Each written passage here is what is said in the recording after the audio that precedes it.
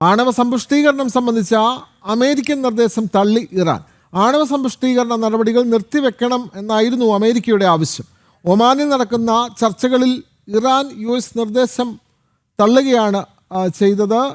ഈ നിലപാട് അവർ അറിയിക്കുകയും ചെയ്തു. വിവരങ്ങളുമായി ഐസൺ ജോസ് ചേരുന്നു. ഐസൺ, ഇറാനോടാണ് അമേരിക്ക ചില കർശനമായ നിർദ്ദേശങ്ങൾ മുന്നോട്ട് വെച്ചത്. അതായത് ആണവ സമ്പുഷ്ടീകരണം സംബന്ധിച്ച നിർദ്ദേശമാണ് അമേരിക്ക മുന്നോട്ട് വെച്ചത്. നടപടികളെല്ലാം നിർത്തിവെക്കണമെന്നായിരുന്നു അമേരിക്കയുടെ ആവശ്യം. പക്ഷേ ഇത് ഇറാൻ ഇപ്പോൾ തള്ളിക്കളയുകയാണല്ലോ. കൂടുതൽ വിവരങ്ങൾ ഐസൺ.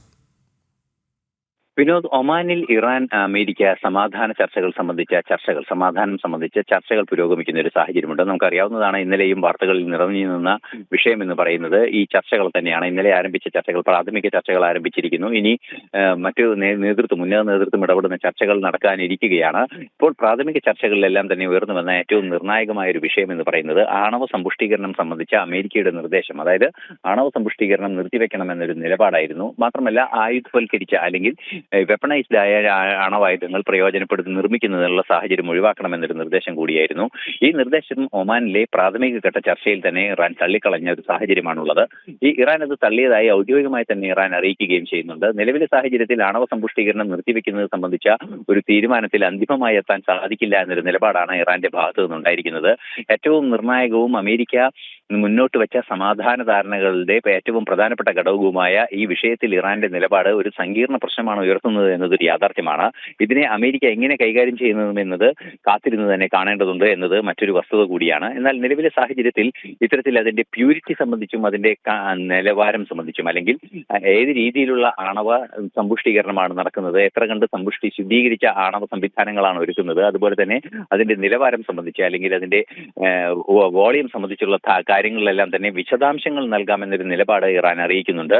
എന്നാൽ മറ്റു കാര്യത്തിൽ ഒരു വിട്ടുവീഴ്ചയും ചെയ്യേണ്ടതില്ല എന്നൊരു നിലപാടിൽ തന്നെയാണ്. അതായത് ആണവ സമ്പുഷ്ടീകരണം തുടരുക തന്നെ ചെയ്യുമെന്ന നിലപാടാണ്. നേരത്തെ നമുക്കറിയാവുന്നതാണ്, ഇറാനെതിരെ ഓപ്പറേഷൻ മിഡ്നൈറ്റ് ഹാമർ ഉൾപ്പെടെയുള്ള അതിശക്തമായ ആക്രമണം അമേരിക്കയുടെ ഭാഗത്തു നിന്നുണ്ടാവുകയും വൻതോതിൽ നാശനഷ്ടം ഇറാന് ഉണ്ടാവുകയും ചെയ്തിരുന്നു. ആ നാശനഷ്ടം ഉണ്ടായതിൽ നിന്നും കരകയറാൻ സാധിക്കാത്തൊരു സാഹചര്യം കൂടി ഉണ്ടായപ്പോൾ വലിയ ആഭ്യന്തര പ്രശ്നങ്ങളും ഇറാനെ സംബന്ധിച്ചിടത്തോളം ഉണ്ടാവുകയും ചെയ്തു.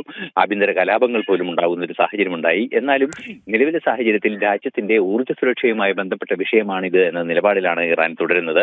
എന്തുതന്നെയായാലും നിലവിലെ സാഹചര്യത്തിൽ ആണവ സമ്പുഷ്ടീകരണം നിർത്തിവെക്കണമെന്ന ഇറാനോടുള്ള അമേരിക്കയുടെ നിർദ്ദേശം അംഗീകരിക്കില്ല എന്ന് ഇറാൻ പറയുമ്പോൾ സമാധാന ചർച്ചകൾ തുടക്കത്തിലെ കല്ലുകടിയായി എന്ന ഒരു സൂചന തന്നെയാണ് പുറത്തു വരുന്നത്. എങ്കിൽ കൂടി നിലവിലെ സാഹചര്യത്തിൽ കുറെ കൂടി ഒരു ലിബറലായ അല്ലെങ്കിൽ കുറെ കൂടി നയപരമായ ഒരു നീക്കമാണ് ഇറാന്റെ ഭാഗത്തു നിന്നുണ്ടാകുന്നത്. അത് അമേരിക്കയുടെ കടുത്ത സൈനിക നടപടി ഭയന്ന് തന്നെയാണ്. നമുക്കറിയാവുന്നതാണ്, അബ്രഹാം ലിങ്കൺ ഉൾപ്പെടെയുള്ള അതിശക്തമായ വിമാനവാഹിനി കപ്പലുകളും 12ഓളം വിമാനവാഹിനി കപ്പലുകൾ അറബിക്കടലിൽ ഈ ഇറാനെ ലക്ഷ്യം വെച്ച് തന്നെ കൃത്യമായി വിന്യസിക്കപ്പെട്ട ഒരു സാഹചര്യമുണ്ട്. ഈ ഒരു പശ്ചാത്തലത്തിൽ അത്തരത്തിൽ വിന്യസിക്കപ്പെട്ട കപ്പലുകളിൽ നിന്നുള്ള ആക്രമണം ഉണ്ടാകുമോ എന്ന ഭയം ഇറാന് കൃത്യമായി ഉണ്ട്. സ്വാഭാവികമായും ആ ഭയത്തിന്റെ അടിസ്ഥാനത്തിൽ വിട്ടുവീഴ്ചാപരമായ ഒരു നിലപാട് സ്വീകരിക്കാനുള്ള സാധ്യത ഒട്ടും തന്നെ തള്ളിക്കളയാനാവില്ല എന്നതും ഒരു യാഥാർത്ഥ്യമാണ്.